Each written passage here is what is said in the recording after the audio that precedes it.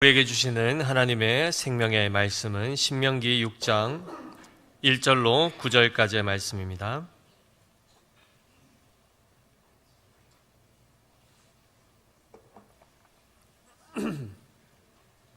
구약성경 271페이지 신명기 6장 1절로 9절까지의 말씀,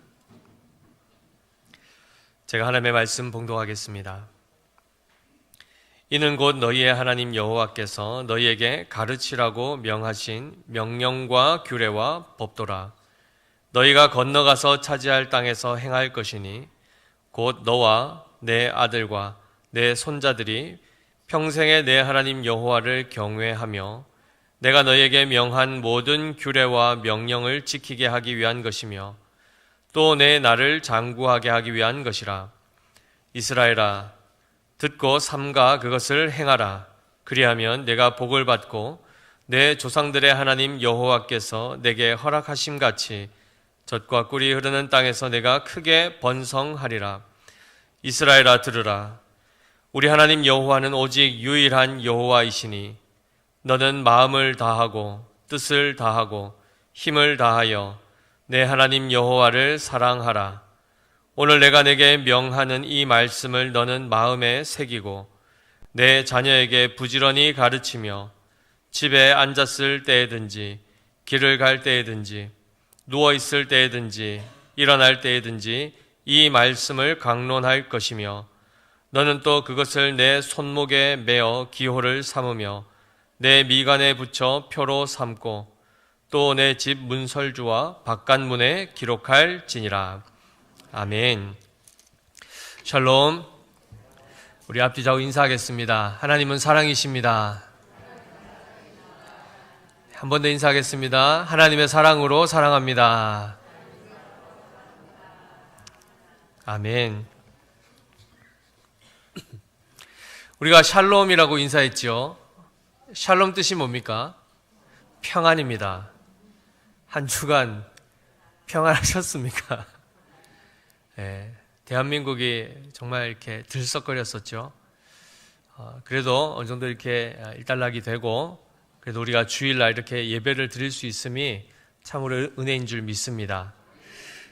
중국에서 이랬다면은 다 폐쇄입니다. 다 폐쇄고 그냥 다 밀어버립니다.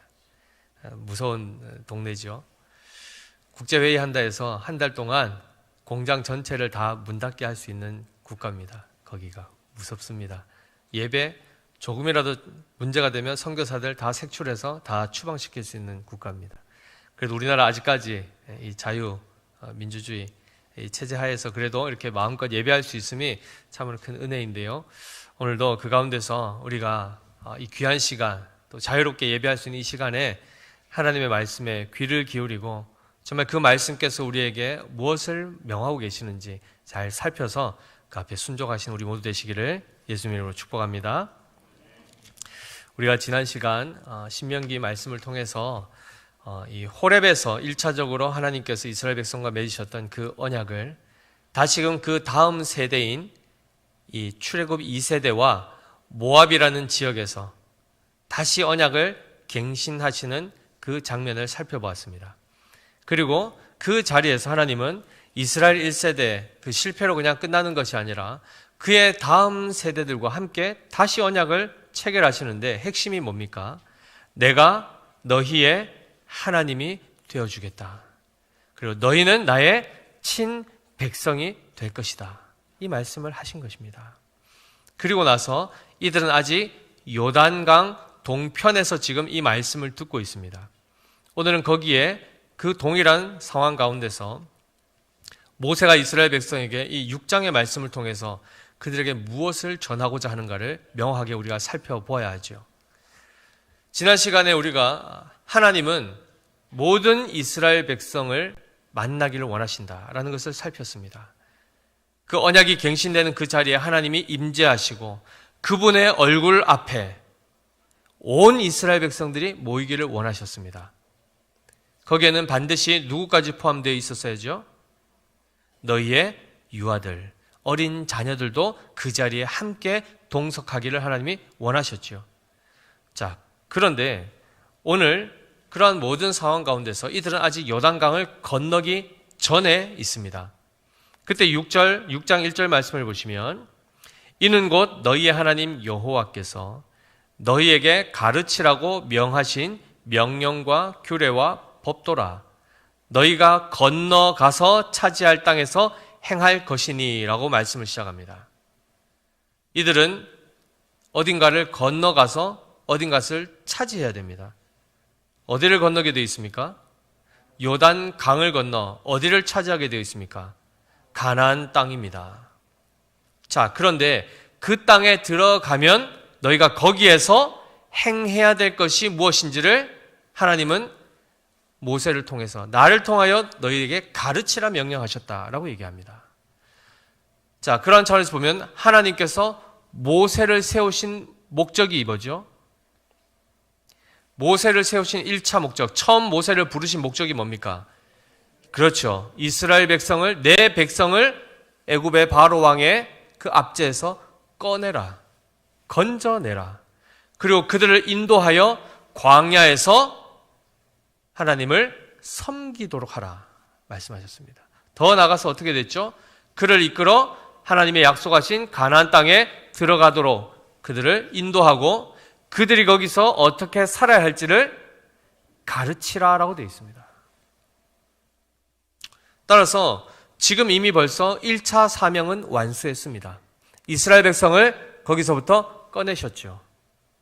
광야에서 이스라엘 백성들이 시내산 밑에서 하나님 앞에 언약을 체결하고 하나님을 경배했습니다. 자, 그 다음에 이제 남은 것이 뭐죠? 그들이 가나안 땅에 들어가서 어떻게 살아야 할 것인가를 가르쳐야 되는 것입니다. 따라서 모세는 하나님으로부터 하나님의 뜻을, 즉 하나님의 명령과 말씀을 1차적으로 자기가 잘 받아야 됩니다. 그리고 명확한 그 진리의 말씀을 가감없이 이스라엘 백성에게 전달해야 됩니다. 자, 이 책임을 그가 받게 되죠. 그 가운데 특별히 7절 말씀을 같이 한번 읽어보겠습니다. 6장 7절입니다. 시작. 내 자녀에게 부지런히 가르치며 집에 앉았을 때에든지 길을 갈 때에든지 누워 있을 때에든지 일어날 때에든지 이 말씀을 강론할 것이며 라고 되어 있습니다. 1차적으로 하나님의 말씀이 누구에게 주어집니까? 네, 영적 지도자 모세에게 주어집니다. 그리고 모세를 통하여 이스라엘 백성들이 그 말씀을 듣게 되죠. 그리고 나면 그들에게 하나님이 또 뭘 명령하셨죠? 예, 맞습니다. 내 자녀에게 부지런히 가르치라는 것입니다. 모세 혼자 이스라엘 백성 전체를 일일이 1:1 교육하면서 가르치는 게 아닙니다. 더 나아가서 지금 여기 보시면은 이 가르침이 부모는 그들의 자녀를 가르치라고 되어 있죠. 그죠? 자, 이것이 더 구체적으로 어떻게 나타나는가? 2절 말씀을 보시면 같이 한번 읽어보겠습니다. 시작. 곧 너와 내 아들과 내 손자들이 평생에 내 하나님 여호와를 경외하며 내가 너희에게 명한 그 모든 규례와 명령을 지키게 하기 위한 것이며 또 내 나를 장구하게 하기 위한 것이라 라고 되어 있습니다. 자, 처음에 대상이 누구누구가 나오죠? 너와 내 아들과 내 손자들입니다. 자, 몇 대입니까? 3대죠. 그런데 너와 라고 얘기했을 때 이 너가 모세입니까? 아니죠. 이스라엘 백성이죠. 그럼 그들은 누구로부터 배워야 되죠? 모세로부터 배우게 됩니다. 자, 그러면 첫 말씀의 시작이 하나님으로부터 누구에게 주어집니까? 1차적으로 모세에게, 그 다음에는요 이스라엘 백성에게, 그리고요 자녀들에게, 더 나아가서 손자들에게까지 총 그러면 몇 단계를 거칩니까? 4단계를 거치게 되죠. 한마디로 하나님의 말씀은, 즉 하나님 자신은 대대에 걸쳐 이스라엘의 하나님이 되기를 원하신다는 것입니다. 그리고 이 신앙은 그의 부모로부터 그의 자녀와 그의 후손들에게까지 신앙이 이어지기를 하나님이 원하십니다. 그리고 그 신앙을 계승하는 방식이 뭐였습니까? 가르치는 방식이었습니다. 이것은 구약에만 해당되는 것이 아니라 신약 성경에도 디모데 후서 2장 2절 말씀 함께 살펴보겠습니다. 디모데 후서 2장 2절 같이 읽어보겠습니다. 시작. 또 내가 많은 증인 앞에서 내게 들은 바를 충성된 사람들에게 부탁하라. 그들이 또 다른 사람들을 가르칠 수 있으리라 라고 되어 있습니다. 지금 이 본문이 어느 본문이죠? 디모데 후서입니다. 사도 바울이 디모데에게 전한 편지죠. 자, 뭐라고 말씀하죠? 또 내가, 즉 디모데가 많은 증인 앞에서 내게 들은 바, 누구죠? 바울입니다. 즉 바울이 1차적으로 하나님의 계시를 받죠. 그것을 2차적으로 누구에게 전달합니까? 디모데에게 전달합니다. 그리고 디모데에게 뭘 요구하죠? 내게 들은 바를 충성된 사람들에게 부탁하라. 그것을 그들에게 가르치고 전하라는 것이죠. 그 다음에 어떻게 됩니까? 그들이 또 다른 사람들을 가르칠 수 있을 것이다. 몇 단계를 지나갑니까? 바울, 디모데, 충성된 사람, 또 다른 사람. 총 몇 단계 지나갔습니까? 4단계가 지나가죠. 신앙은 이러한 차원에서 그저 수평적으로 옆으로 간다는 것이 아니라 수직적으로도 우리 세대와 우리의 다음 세대와 그 다음 세대까지 계속해서 이 신앙은 계승되어야 된다는 것입니다. 다른 말로 하면 하나님은 누구의 하나님이십니까? 나의 하나님, 또요. 우리의 하나님, 또요. 우리의 자녀들의 하나님이셔야 하고 우리의 후손들의 하나님이셔야 합니다. 하나님은 대대로 하나님이십니다. 영원토록 하나님이십니다. 우리가 믿든 믿지 아니하든, 우리가 인정하든 인정하지 못하든, 우리가 경험하든 하지 못하든 관계없이 하나님은 영원히 존재하시고 영원히 살아계시며 영원히 역사하십니다. 따라서 이 하나님에 대해서는 반드시 우리가 그 하나님을 어떻게 대해야 하는가? 어떻게 대해야 되죠? 전 세대에 걸쳐서 그 세대 사람들이 2절 중반부터 뭐라고 되어 있습니까? 평생에 내 하나님 여호와를 경외하며 내가 너에게 명한 그 모든 규례와 명령을 지키게 하라라고 되어 있습니다. 자, 그들의 평생이라고 하면 얼마간의 기간일까요? 우리가 개인의 인생으로 보면 우리의 일평생이 몇 년입니까? 대략? 길어야 평균적으로 요즘에 벌써 85세가 넘어가고 있죠. 보통 100세 시대라고 얘기하고 더 길어봤자 120. 뭐 기네스북에 등재되는 사람 해봤자 그 이상을 넘어가지 못해. 200살을 넘어가지 못하죠. 이 유한한 시대 동안만 하나님은 하나님이십니까? 그렇지 않습니다. 성도들에게 있어서의 이 시간 개념은 어떻게 해야 됩니까? 우리의 평생이라면 얼마만큼의 기간이죠? 우리에게 주어진 하나님께서 우리에게 주시고자 하는 그 시간은 얼마만큼의 시간입니까? 영원한 시간입니다. 영생을 주신다 하지 않으셨습니까? 따라서 우리는 단순히 100세, 200세 이런 개념이 아닙니다. 우리의 평생이라 하면 우리가 예수님 믿고 나선 그때부터 영원토록입니다. 영원토록 하나님은 우리의 하나님이시고 우리는 그의 백성이라는 것이죠. 더 나아가서 이 신앙 고백은 우리와 우리의 자녀 세대와 그 다음 세대까지 계속해서 이것은 이어져 가야 될 것을 성경은 말씀하고 있습니다. 그리고 그 일이 가능하도록 하나님은 믿음의 사람들을 통하여 그들을 통하여 하나님의 말씀이 가르쳐지게 하셨습니다. 그러면 잘 보십시오. 신앙이 계승되기 위해서는 반드시 무엇이 전제되어야 됩니까? 하나님의 말씀이 믿음의 사람을 통하여서 누군가에게 전파되어야 됩니다. 전달되어야 됩니다. 다른 말로 가르쳐져야 되는 것입니다. 자, 이 사역이 만약에 문제가 생긴다. 그러면 어떻게 될까요? 신앙 계승이 이어지지 않게 됩니다. 그렇다면 보십시오. 하나님은 하나님의 백성으로 하여금 하나님을 섬기고 경외하고 사랑하기를 원하셨습니다. 그런데 이것을 방해하는 존재가 있죠.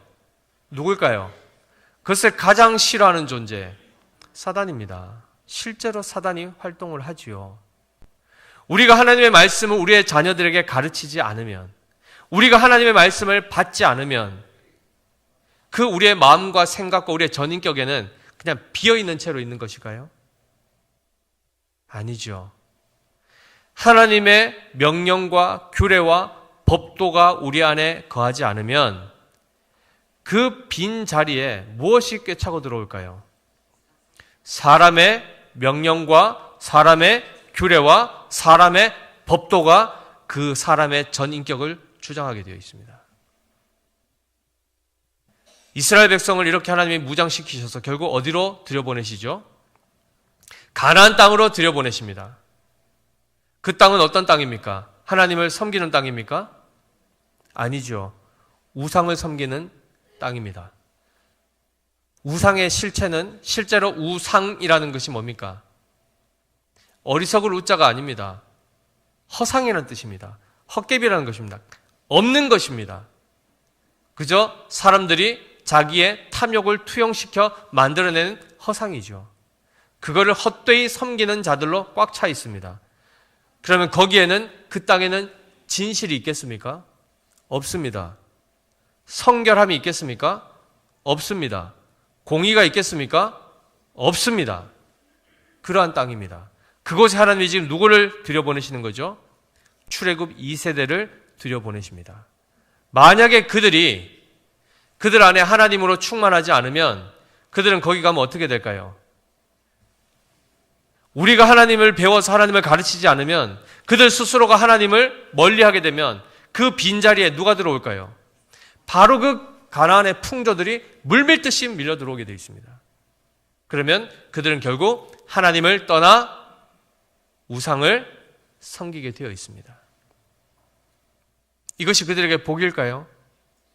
가나안 땅이 추구했던 삶이 뭘까요? 가나안 사람들이 추구한 삶, 행복입니다. 복입니다. 그럼 그 복의 실체가 뭘까요?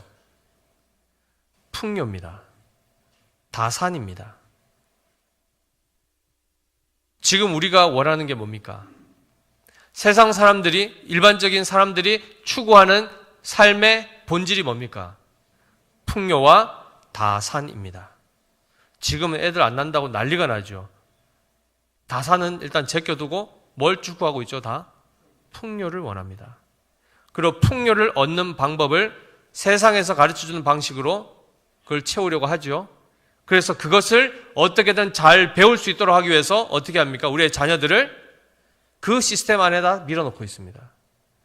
이렇게 해야 풍요를 얻을 수 있다. 이걸 가르치고 있습니다.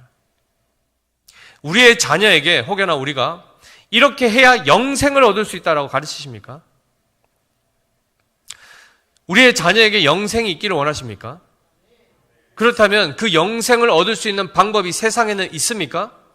세상이 영생을 줍니까? 주지 못합니다. 그럼에도 불구하고 우리는 이 짧은 일생이라는 이 평생이라고 생각하는 이 인생 동안 우리의 자녀들이 잘 되기를 위해서 그들에게 끊임없이 뭘 가르치는가?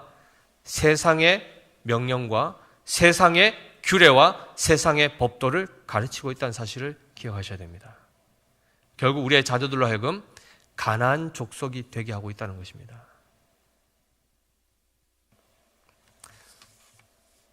사랑하는 성도 여러분, 하나님은 부패한 우리를 부르셔서 가나안 족속 방불할 만큼 불의하고 음란하고 거짓되고 부패했던 우리를 부르셔서 그 죄악된 삶에서부터 벗어나게 하셔서 거룩한 하나님의 백성이 되게 하셨습니다.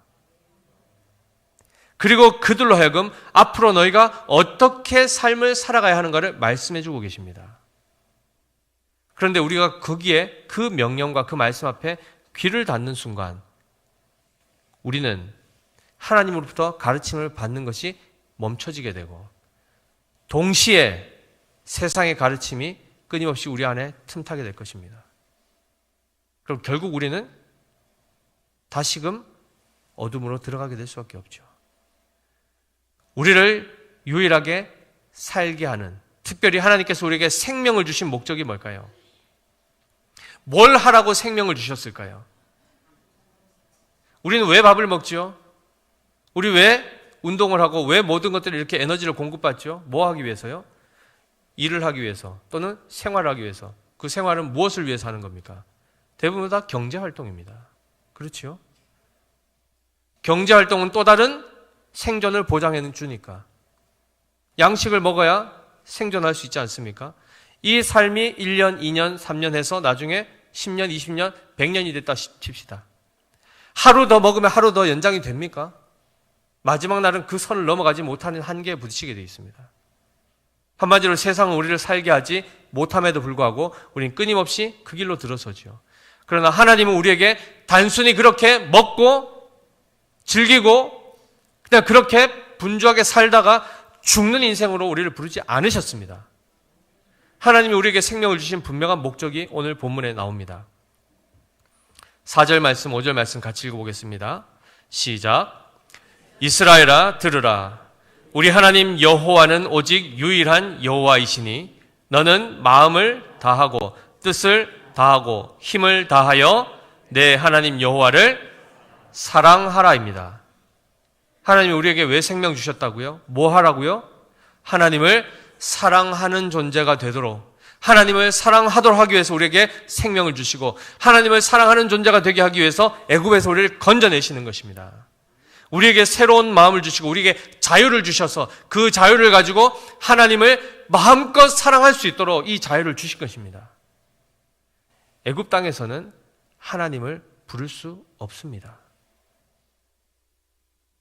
지난번 제가 금요 설교 때도 한번 언급을 드렸는데요.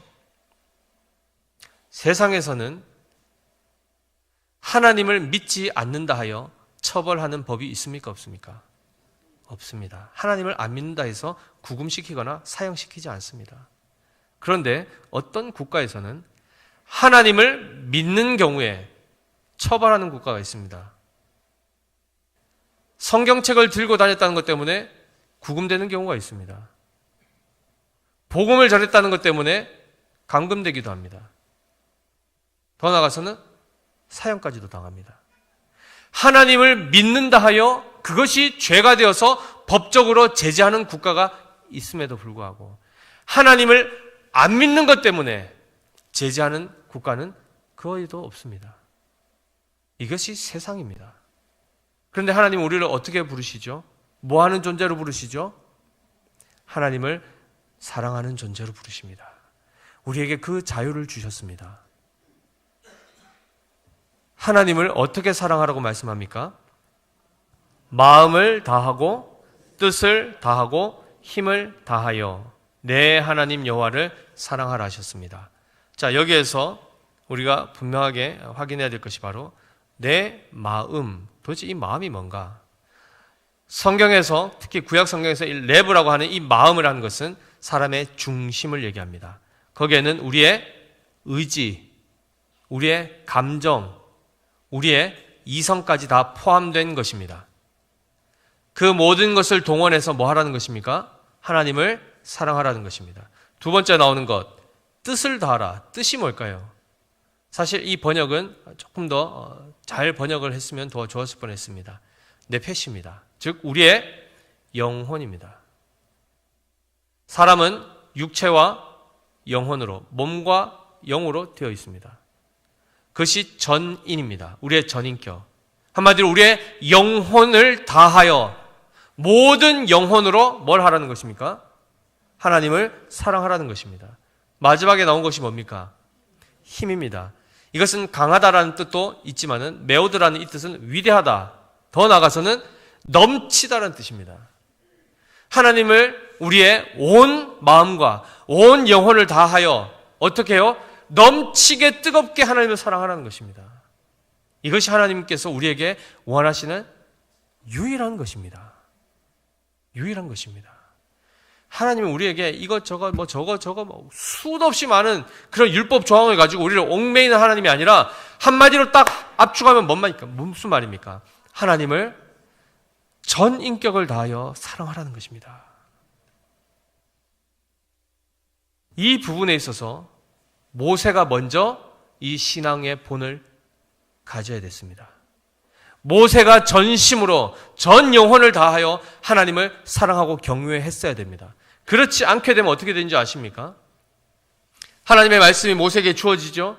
하나님을 제대로 경외하지 않는 경우에는 어떻게 될까요? 그 말씀 성실하게 정확하게 전달하겠습니까? 하지 않습니다. 직장생활 해보셔서 아시지 않습니까? 상사에 대해서 불만이 있으면 그 상사의 명령을 제대로 전달합니까? 안 합니다. 하나님에 대해서 온전한 마음으로 사랑하지 않으면 그것을 전달할 수 없습니다. 자, 그러면 모세는 그것을 잘 하였다고 생각해 보십시오. 자, 그 다음에 그 2차 대상이 누굽니까? 이스라엘의 부모 세대들입니다. 부모 세대들이 모세와 하나님에 대해서 온전한 신뢰와 마음을 쏟지 않으면 그 말씀을 제대로 받겠습니까? 받지 못합니다. 그러면 그것을 제대로 전달하겠습니까? 전달하지 못하지요. 따라서 본질적으로 모세도 이스라엘의 부모 세대도 1차적으로 해야 될 게 뭡니까?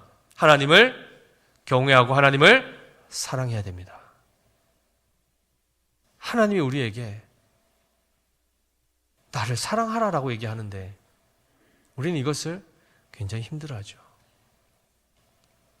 그런데 성경을 보실 때는 우리의 굉장히 중요한 안목이 필요한데요. 하나님이 무엇인가를 요구하실 때는 전제가 있습니다. 하나님이 먼저 그것을 우리에게 행하셨다는 것이 전제입니다. 내 부모를 공경하라. 그 이전에 먼저 하나님이 우리를 존중히 여겨주셨다는 것입니다. 살인하지 말라. 하나님이 우리에게 죽음이 아닌 생명을 주시는 분이십니다. 간음하지 말라. 하나님은 우리를 사랑했다가 버렸다가 사랑했다가 버렸다가 하지 않으십니다. 신실하게 사랑하시는 분이십니다. 거짓말하지 말라. 도둑질하지 말라. 다 마찬가지입니다. 하나님은 우리의 것을 갈취하거나 우리를 속이는 분이 아니십니다. 하나님께서 우리에게 무엇인가를 요구하실 때는 반드시 먼저 하나님이 우리에게 그 은혜와 그 모든 행위들을 행하셨다는 것이 전제입니다. 자, 그러면 하나님이 우리에게 사랑하라, 하나님을 사랑하라 요구하신다면 하나님이 먼저 뭘 하셨다는 겁니까? 하나님의 마음과 하나님의 뜻과 하나님의 힘을 다하여 하나님의 전 인격을 동원하여 넘치도록 우리를 사랑하셨다는 것이 먼저라는 것입니다. 그래서 요한일서 4장 10절 19절에 보시면 사랑은 여기 있으니 우리가 하나님을 사랑한 것이 아니요 하나님이 우리를 사랑하사 우리 죄를 속하기 위하여 화목제물로 그 아들을 보내셨습니다. 19절 우리가 사랑함은 그가 먼저 우리를 사랑하셨습니다 라고 되어 있습니다. 하나님의 사랑이 먼저입니다. 그 사랑은 실제로 우리를 위하여 그의 전 인격, 전부, 하나님 아버지에게 있어서 전부가 뭘까요? 그의 유일하신 독생하신 아들입니다. 아들을 우리에게 내어주셨습니다. 그럼 그 아들께서는 우리를 어떻게 사랑하셨습니까? 우리 대신 십자가에서 내가 못 박히고 내가 찔리고 내가 찢겨져야 될 그 자리에서 예수님이 직접 생명을 내어주셨지 않습니까? 그 사랑을 우리는 입은 자들입니다. 하나님이 먼저 우리를 향하여 전심으로 전 인격을 통하여 전 삶을 통하여 우리를 사랑해 오고 계십니다. 그리고 그 사랑을 영원히 유지하실 것입니다. 그 가운데 우리에게 내가 너희를 사랑한 것 같이 너희가 나를 사랑하라 말씀하시고 내가 거룩한 것 같이 너희도 거룩하라 말씀하신 것입니다. 그것이 우리에게 복이라는 것입니다. 그것이 우리에게 복입니다. 하나님을 떠나는 것이 우리에게 저주입니다. 하나님을 사랑하지 않는 것이 우리에게 불행이라는 사실을 기억하셔야 됩니다. 그렇다면 우리는 우리가 먼저 전심으로 하나님을 찾고 하나님을 사랑하는가 돌아보셔야 됩니다. 우리 안에는 그 하나님의 말씀이 충만한가? 하나님의 말씀으로 우리의 마음과 우리의 생각과 우리의 인격이 채워져 있는가? 돌아보셔야 되죠. 그렇지 않다고 하면 우리는 우리 안에 하나님에 대한 것도 절반, 세상의 것도 절반, 이것을 가지고 우리는 우리의 자녀들에게 영향을 끼치게 되어 있습니다. 우리의 자녀들은 그럼 우리로부터 뭘 배우게 될까요? 하나님에 대한 것 절반, 세상에 대한 것 절반을 동시에 배우게 됩니다. 그러면 그 아이들은 온전히 하나님을 사랑할 수 있을까요? 불가능합니다. 지금 이 대한민국뿐만 아니라 전 시대를 한번 돌아보십시오. 이스라엘 백성도 마찬가지였습니다. 이들이 잘했다는 것 아닙니다. 여기 다 실패합니다. 우리 또한 현재 많은 부분에 있어서 실패하고 있습니다. 먼저 하나님의 말씀이 선포되는 이 자리에서 우리가 하나님의 말씀을 경청합니까? 끊임없이 우리의 눈을 감기는 누군가가 있죠. 왜 이렇게 자부는지 너무 잠 온다는 거죠. 그죠? 이상하게 멀쩡하게 할렐루야 하고 아침에 일어나가지고 막 차 타고 막 이렇게 다 우 하고 찬양하고 왔는데 예배당 자리에 딱 앉으면 갑자기 피곤이 막 몰려오고 막 눈이 막 그저 막 감기고 제일 무거운 게 뭡니까? 장미란도 들지 못하는 거. 우리의 눈꺼풀 아닙니까? 끊임없이 우리의 눈을 닫고 우리의 귀를 닫게 만드는 이 환경 가운데 우리는 그저 끌려가죠. 자자 아버지 집에서 뭐 편하게 그냥 뭐 마음 편하게 한숨 자고 가면 뭐 좋지 뭐. 아버지 집 맞죠. 우리로 하여금 하나님의 말씀에 집중하지 못하게 하고 그러니 우리가 무슨 우리의 자녀들에게 전달해 줄 게 있겠습니까? 우리 스스로가 하나님의 말씀에 대해서 무지한데 무엇을 가르칠 수 있겠습니까? 그런데 우리에게 많이 우리가 가지고 있는 것이 있죠. 뭐죠? 세상의 경륜입니다. 세상의 경험들입니다. 끊임없이 이걸 가지고 자녀들에게 가르치죠. 뭘 위해서요? 이 땅에서의 평생을 위해서. 그게 여기에는 적용될지는 모르겠습니다. 그러나 영생을 주지는 못하다는 사실을 분명히 인지하셔야 됩니다. 6절 말씀에 이렇게 말씀하죠. 오늘 내가 내게 명하는 이 말씀을 너는 마음에 새기고 라고 되어 있습니다. 하나님을 사랑하지 아니하고 하나님을 믿지 못하게 하는 것, 이것을 다시금 돌이키게 하는 것이 뭐냐면 하나님의 말씀입니다. 하나님의 말씀을 접하고 하나님의 말씀을 듣고 하나님의 말씀이 충만해지면 어떤 현상이 나타나는 줄 아십니까? 하나님 앞에 회개하게 됩니다. 더 나아가서 하나님을 진실로 사랑하게 되고 온전히 신뢰하게 되는 역사가 나타납니다. 그것이 바로 말씀의 능력입니다. 세상에서 하나님에 대하여 배울 수 있는 환경이 자리가 있습니까? 어느 강연장을 가보십시오. 어디든 가보십시오. 하나님에 대해서 증거하는 곳이 있는가? 없습니다. 오히려 미국의 인류 대학들 다 기독교 신앙으로 기초하여 세워졌던 그 대학들이 지금 어떻게 되었습니까? 다 인본주의로 완전히 다 뒤집혀버렸습니다. 오히려 하나님 없다는 것을 학문적으로 논리적으로 어떻게 해서 증명하고 이것을 퍼뜨릴까? 그것을 연구하고 있습니다.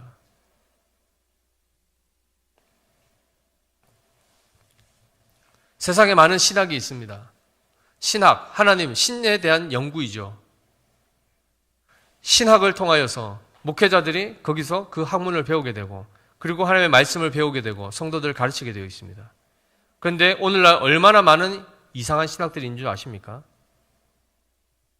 자유주의 신학 들어보셨을 겁니다. 자유주의 신학 좋은 거 아닌가? 자유잖아. 퀴어 신학 들어보셨습니까? 성경을 비틀어 해석합니다. 그걸 학문적으로 이것이 얼마나 체계적이고 논리적인가 탄탄한 그 논리 체계를 가지고 성경을 비틀어 버립니다. 퀴어 신학에서는 동성애를 인정하는 신학입니다. 그러자 어떻게 됩니까? 성경을 그 관점으로 봅니다. 예수님께서 제자들과 정말 생명 다해 사랑하셨던 그거를 동성애적 사랑으로 표현하고 있습니다. 그렇게 가르칩니다. 예수님도 그렇게 사랑하셨다 이렇게 얘기합니다. 제대로 된 겁니까? 제정신이 아니죠. 그건 우리 입장이고요. 그러나 세상은 다 그런 식으로 흘러가게 되어 있습니다. 하나님의 이름을 빙자해서 결국 하나님을 떠나게 만든 일들이 세상에 널려 있는 가운데에 우리가 영적으로 분별하지 못하고 깨어있지 못하면 결국 우리는 우리의 자녀들에게 세상의 법도와 세상의 명령과 규례를 가르치게 되어 있습니다. 망하게 하는 것입니다. 언제 한번 자녀들에게 하나님을 사랑해야 된다. 우리 하나님이 없으면 안 된다. 이거를 정말 신앙 고백적인 차원에서 말씀해 본 적 있으십니까? 하고 싶지만 눈치 보여서 하고 싶지만 반응 때문에 못할 때가 얼마나 많습니까?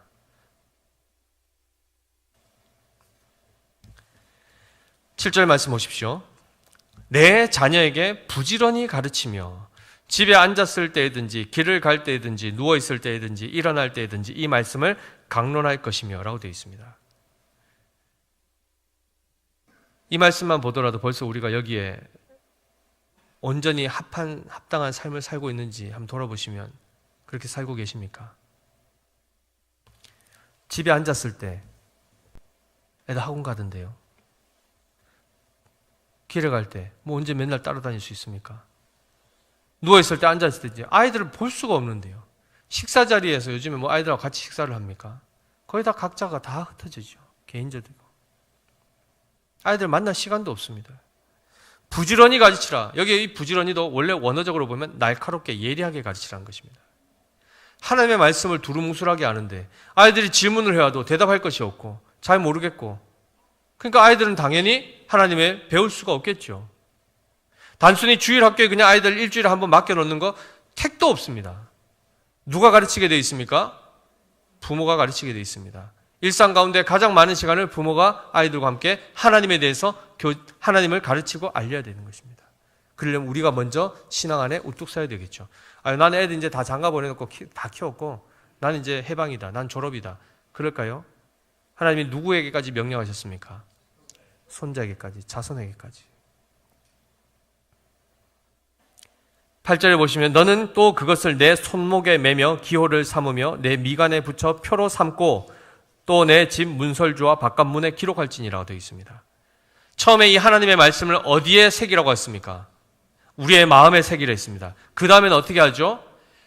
손목과 미간, 그리고 문설주, 즉 문 프레임에 붙이고 또 바깥문, 제일 바깥쪽에 집을 드러나는 그 현관문에 하나님의 말씀을 기록하라고 되어 있습니다. 자, 오늘 가서 뭐 하셔야 됩니까? 성구 또 막 이렇게 적어가지고 이렇게 막 코팅해가지고 손목에 팔찌처럼 이렇게 막 달고 이마에 하나 딱 막 붙여가지고 그 집에다가 막 도배를 해가지고 지금 그거 하라는 것입니까? 손목에 맨다, 이마에 붙인다. 이것은 이 당시만 하더라도 주인이 종에 대하여서 나의 소유라는 것을 확인하기 위해서, 표시하기 위해서 이마와 손에 표식을 했습니다. 한마디로 누구에게 속했는가의 정체성을 확인케 하는 것이요. 더 나아가서 이마라는 것은 머리를 상징하죠. 머리를 대표하는 것입니다. 곧 나의 생각, 손은요, 내가 행하는 모든 행위들, 이 모든 것이 하나님의 말씀의 다스림 안에서 이루어져야 된다는 것을 말씀하는 것입니다. 집 문설주와 문은 뭘까요? 결국 그가 생활하는 내부적인 공간이든 외부적인 공간이든 그가 출입하며 나오고 들어오며 모든 순간에 모든 삶의 영역과 그 정황 가운데 하나님의 말씀의 다스림 안에서 그가 살아가야 된다는 것입니다. 이 삶을 우리가 먼저 회복해야 됩니다. 제일 1차적으로 교회는 목회자가 이 삶을 본을 보여야 됩니다. 또한 그를 통하여 하나님의 말씀을 가감없이 제대로 우리 부모 세대가 배워야 됩니다. 그리고 나서 우리의 자녀에게 가르쳐야 됩니다. 그리고 우리의 후손들에게까지 가르쳐야 됩니다.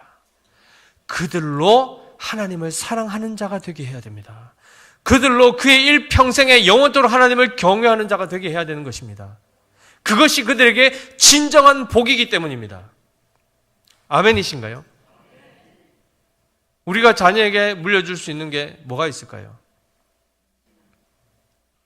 제사는 그들의 육체를 조금 더 편안하게 만들어줄 것입니다.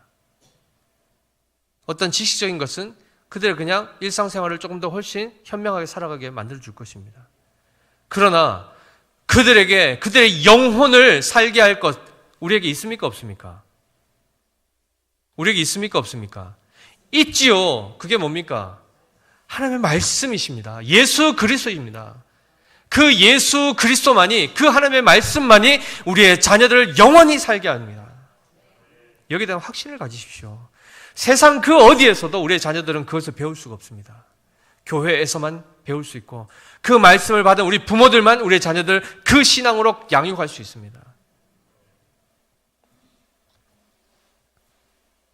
따라서 오늘은 우리가 분명히 하나님께서 이스라엘 백성에게 뭘 원하셨는가, 언약 백성에게 어떤 것을 요구하셨는가, 한 가지입니다. 하나님을 경외하고 하나님을 사랑하라. 그것을 가르치라. 그것을 예리하게 가르쳐라. 왜냐하면 하나님의 말씀은 살아있고 활력이 있어 좌우의 날선 어떤 검보다도 예리하여 혼과 영과 및 관절과 골수를 찔러 쪼개기까지 하며 또 마음의 생각과 뜻을 판단하시기 때문입니다. 따라서 우리의 자녀들을 정말 생각하신다면, 우리의 영혼을 정말 생각하신다면 하나님의 말씀으로 채우십시오.